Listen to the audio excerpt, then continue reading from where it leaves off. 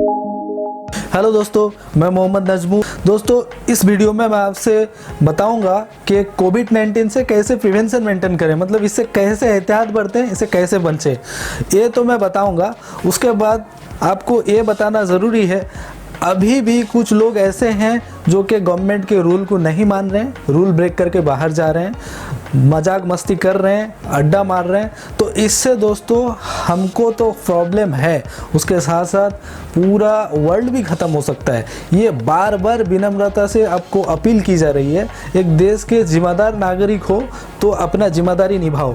तो इसलिए मैंने इस वीडियो को बनाया ताकि मैं एक जिम्मेदार नागरिक हूँ, मेरा वीडियो जहाँ जहाँ तक पहुँचे वहाँ के लोग सचेतन हों, इसलिए मैंने इस वीडियो को बनाया है। चलिए दोस्तों, वीडियो शुरू करते हैं। दोस्तों, सबसे पहले ये जानना ज़रूरी है ये बीमारी कहाँ से शुरू हुई है। दोस्तों, चाइना के Wuhan city sea food market, जहाँ पे एक ही जगह में बहुत सारे मीट बेची जाती हैं, जैसे कि कुत्ते का मीट या फिर चमगादड़ों का मीट या फिर स्नेक का मीट। अगर एक ही जगह में इतना सारे मीट बेचा जाए तो उनसे जो फैली हुई वायरसेस हैं, उस वायरसेस से कोविड-19 वाली बीमारी पैदा हुई है। तो दोस्तों, ये जो बीमारी पैदा हुई थी दिसंबर 2019 के फर्स्ट वीक में, यहाँ से ही पैदा हुई। उसके बाद अभी पूरा वर्ल्ड में स्प्रेड हो चुकी है। तो अब तो ये बीमारी पैदा हो चुकी है और अभी इससे बचे कैसे, इसका प्रिवेंशन क्या है। सबसे पहले तो दोस्तों हैंड वॉश करना है। हैंड वॉश करने के लिए आप सैनिटाइज़र यूज़ कर सकते हैं। बेसिकली अगर रिमोट एरिया में है तो सैनिटाइज़र यूज़ कीजिए। अगर आप घरों पे हैं, आप सोप लगा के आप हैंड वॉश कीजिए पानी से, तो बेहतर रहेगा। और दूसरा है, अगर बाहर जा रहे हैं तो आप मास्क लगाइए या मेंटेन कीजिए। उसका जो प्रोसेस है मैं आपको बता देता हूँ। और दोस्तों, अगर आपको बाहर जाना है, कोई ज़रूरी कामों से जाना है तो बाहर जाइए, अदरवाइज़ आप घरों में रहना ही बेहतर रहेगा। अगर आप बाहर जा रहे हैं तो मिनिमम 3 फीट की डिस्टेंस मेंटेन कीजिए। अगर आप किसी से बात कर रहे हैं या फिर कोई मार्केटिंग कर रहे हैं, मिनिमम 3 फीट की डिस्टेंस दोनों में रहना ज़रूरी है। अगर बाहर जा रहे हैं या घरों में भी हैं तो आप जो टच कर रहे हैं, आपके आइज़ और नोज़ और जो आपके माउथ, इसको टच ना करें तो बेहतर रहेगा। ये ज़्यादा इसको ध्यान में रखना ज़रूरी है। बेसिकली हमारा हाथ जो है वो टच हो जाता है, पर इसको ध्यान में रख के चलें। जो बाइंग फूड है, जो बाहर से ख़रीदी हुई फूड है, उसको आप अवॉइड करें अभी के टाइम में आप, क्योंकि बाहर के जो फूड हैं उसमें जंक हैं या वायरसेस हैं तो आपको पता रहता ही नहीं है। और दोस्तों, स्मोकिंग और ड्रिंकिंग जो होती हैं, बहुत सारा जो गुजब फैला हुआ है, ड्रिंकिंग करने से, अल्कोहल पीने से जो इस बीमारी आती नहीं है, ये बिल्कुल गलत चीज़ है। क्योंकि जो ये बीमारी जो है ना, ये ज़्यादातर हमारा जो सांस लेने की प्रक्रिया होती है उसके अंदर से गुजरती है, तो इसका खाने पीने से कुछ इफेक्ट गिरता नहीं है। दोस्तों, इस बीमारी जो है, इस बीमारी की वायरसेस का नाम है COV2, सार्स COV2। बट ये जो बीमारी का नाम है कोविड-19 इसलिए हुआ है, COV जो है कोरोना वायरस और डी जो है डिजीज़ और 19 मतलब 2019 में शुरू हुई है। तो दोस्तों, इस बीमारी का आपके बॉडी में एंटर करने का जो प्रोसेस है वो बस एक 3 ही रास्ता से एंटर कर सकती है। सबसे पहले तो आइज़, नोज़ और माउथ। अगर आप कहीं टच भी कर लिए भूल भटके, आप हैंड वॉश कर लीजिए, कोई प्रॉब्लम नहीं। सबसे बड़ा दिक्कत वही चीज़ों से होता है, अगर आपके सामने कोई खड़ा होकर छींके तो उससे मुँह से जो वाटर पार्टिकल्स निकलते हैं, अगर आपके बॉडी में कहीं गिरे, आप वहाँ से टच करके आप कहीं ये तीनों चीज़ों में कहीं पे आप टच कर ली तो उस रास्ते से वो एंटर कर लेगी। तो इसको सबसे ज़्यादा केयरफुली प्रिवेंट करें। अगर कोई छींक रहा है तो दूरी मेंटेन करें और ज़्यादातर बाहर मत जाएं। बार बार बोला जा रहा है बाहर मत जाएं। इतना दिन अगर घरों पे रह गए तो आपका लाइफ सेफ है। दोस्तों, हेल्थ इज़ वेल्थ। अगर हेल्थ नहीं है तो सब कुछ बेकार है। तो इसलिए आपका हेल्थ को ध्यान रखते हुए ये काम करना ज़रूरी है। दोस्तों, अब समझ लीजिए, जो बीमारी है 3 स्टेज में फैलती है। सबसे पहला वाला जो बीमारी है स्टेज 1। स्टेज 1 से क्या होता है, पकड़ लीजिए आप कहीं फॉरेन कंट्री में रहते हैं, वहाँ से आने के बाद आपके बॉडी में इन्फेक्टेड वायरस हैं।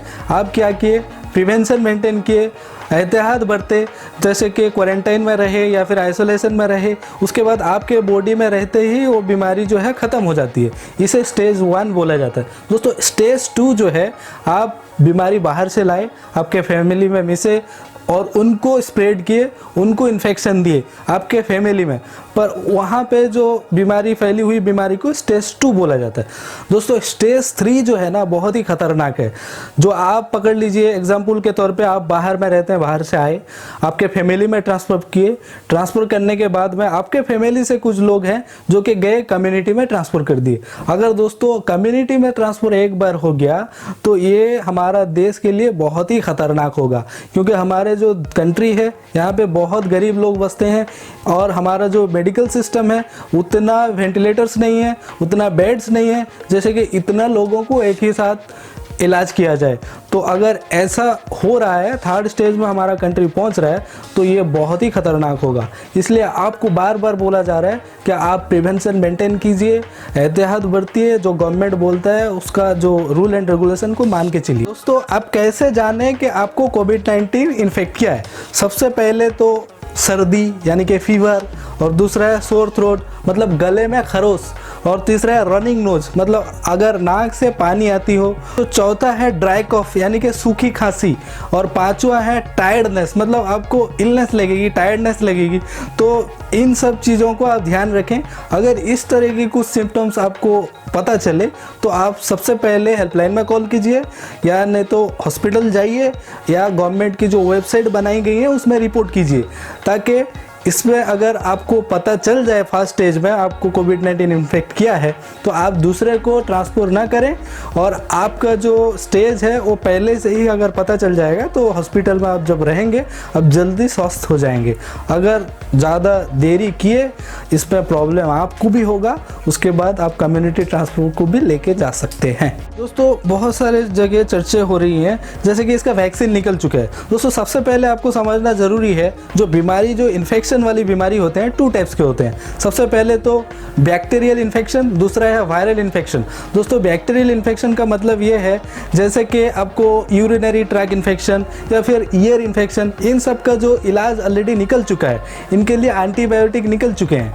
पर जो वायरल इन्फेक्शन होता है जैसे कि कॉमन कोल्ड हो, या फिर HIV एड्स हो, या फिर चिकन पॉक्स हो, या अब कोरोना वायरस हो, इन सब बीमारी का इलाज कुछ नहीं है। दोस्तों जो भी आप खा रहे हैं सिर्फ साइड इफेक्ट को रोकने के लिए, जैसे कि इससे और ज़्यादा कुछ ना फैले, जैसे कि बॉडी का जो ऑर्गन है उसको कोई इफेक्ट ना पहुंचे, या फिर बॉडी में दर्द हो रहा है उसको रोक सकें, इन सब चीज़ों के लिए आप जो मेडिसिन खा रहे हैं, मगर जो वायरस को ख़त्म कर देंगे इस मेडिसिन से, ऐसा नहीं है दोस्तों। और जो बीमारी जिसको भी होती हैं ये कितने दिन में ठीक होते हैं, मतलब इनसे वायरस जो होते हैं ये ऑटोमेटिकली चले जाते हैं, पर इनको जैसे कि इसमें 9 डेज तक लगते हैं, जो मैं जितना सोचता हूँ और जितना न्यूज़ से पढ़ा हूँ इसमें 9 डेज लगते हैं, पर आपको 15 दिन तक रखा जाता है। क्योंकि अगर कोई पेशेंट को इन्फेक्शन होता है तो पहली बार चेक किया जाता है, नेगेटिव आता है, उसके बाद और एक बार चेक किया जाता है, 2 बार टेस्टेड ओके होने के बाद नेगेटिव रिजल्ट आया तब उसको हॉस्पिटल से डिस्चार्ज किया जाता है।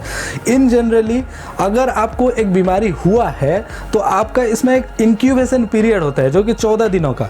इसमें क्या होता है आपको पता नहीं चलेगा, या कुछ सिम्टम्स असिम्प्टोमेटिक होते हैं, मतलब इसमें कुछ सिम्टम्स पता नहीं चलेगा कि आपको बीमारी हुआ है या नहीं हुआ है, तो उसी को ही बोलते हैं इंक्यूबेशन पीरियड। ये 14 दिनों का होता है।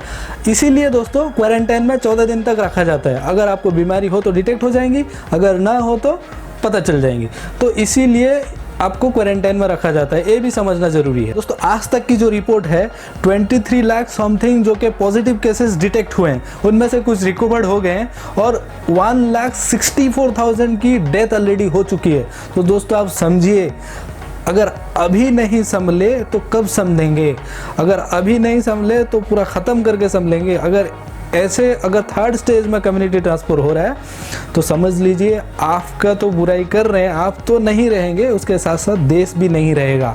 तो आपसे हाथ जोड़ के विनम्र से आपको अपील किया जा रहा है, आप घरों में ही रहिए, स्वस्थ रहिए और देश को बचाइए। तो दोस्तों आज के वीडियो में सिर्फ इतना ही, और इसको जितना हो सके आप उतना ही शेयर करें ताकि लोग इसको देखें, इससे सीखें।